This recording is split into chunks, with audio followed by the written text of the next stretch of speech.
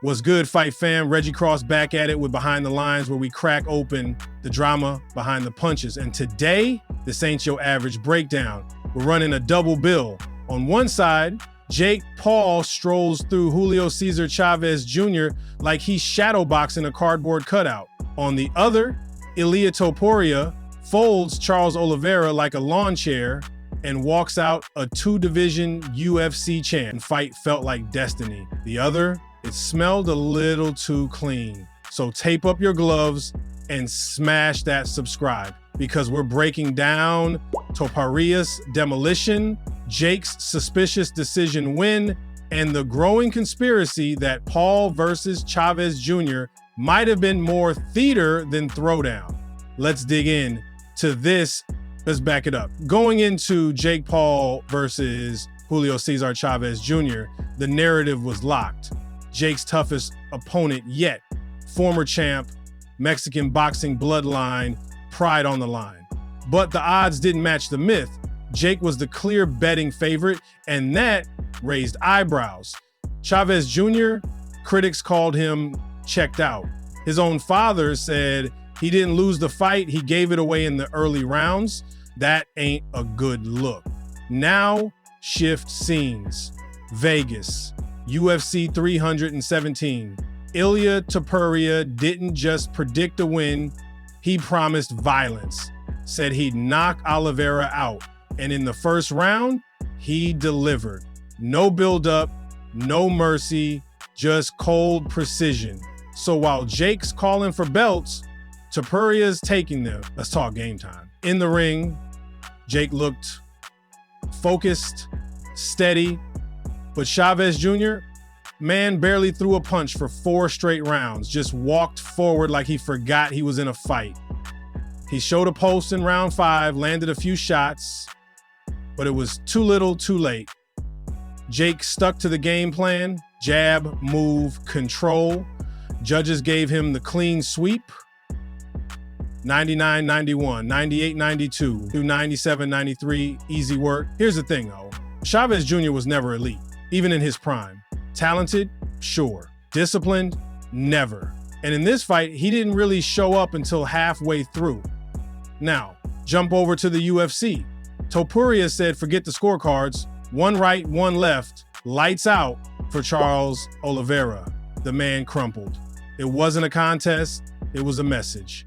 Jake went 10 rounds with a fading name. Topuria needed 2 minutes to end a legacy. Post-fight, the reactions came fast. Ryan Garcia, Jake did his thing. Shane Mosley gave him credit for moving, but didn't shy away from saying something felt off. I don't know what he was doing. It was weird. It was weird to see that type of fighting. With Chavez Jr., Benavidez Sr. gave Jake props too, but let's not pretend he didn't pause, like even he knew the setup was too slick.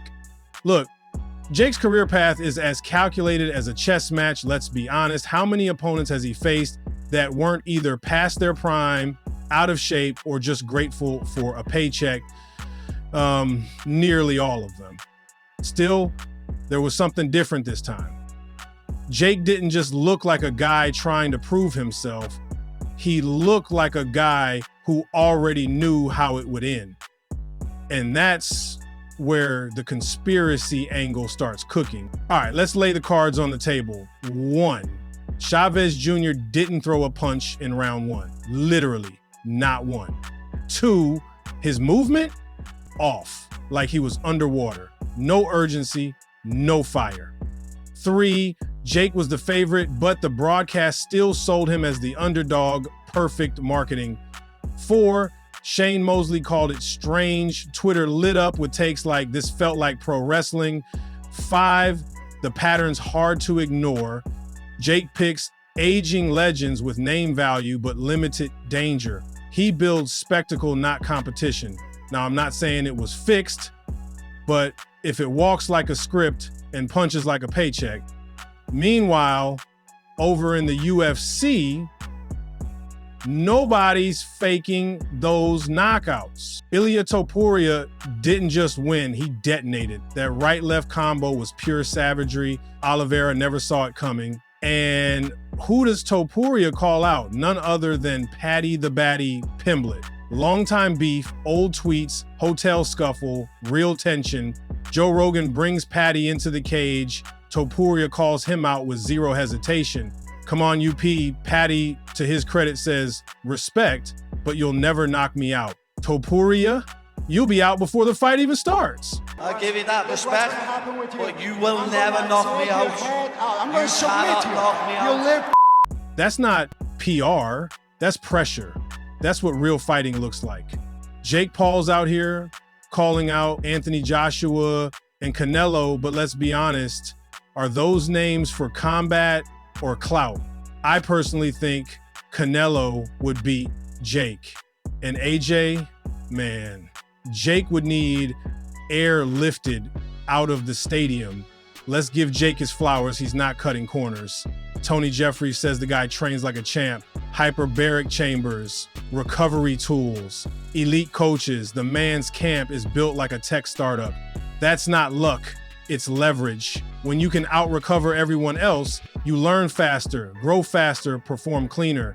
But if Jake's got all the tools, why are his opponents barely swinging? When does training excellence cross over into theatrical matchmaking? Because while Jake's dialing in his brand, Topuria's dialing in chaos. So the real question is, what happens when Jake steps in with someone who doesn't follow the script, or will he ever do that? Time for a reality check. Topuria, 17-0, knockouts over legends. Two-weight champ, the man fights like every bout is personal. Jake Paul, 10-1, one legit loss. That one loss to a young in his prime professional boxer in Fury, solid marketing, smart fights, but still playing catch up with credibility. Here's the difference. Topuria's building legacy, Jake's building narrative. But in 2025, narrative pays more than knockouts. So while Topuria is making history, Jake's dominating headlines, YouTube, Twitter, TikTok, everywhere. Because it ain't just about fighting anymore, it's about who's selling the best story. So where are we? Jake Paul just his cleanest win, and people still think it was staged. Ilia Topuria just made history and then tried to scrap a dude live on camera. One man is mastering marketing, the other is mastering mayhem. So I gotta ask, was Jake's fight a real step forward or just another episode of the Jake Paul show? And is Topuria already a UFC great in the making or just the next in line to fall? Let's talk. This is Reggie Cross with Behind the Lines. If you're feeling the vibe, hit that subscribe. Drop your hot take below. Was it legit? Was it rigged? Who's got next? And remember, hype fades, legacy don't. Because in this game, the real ones don't miss. Peace. 745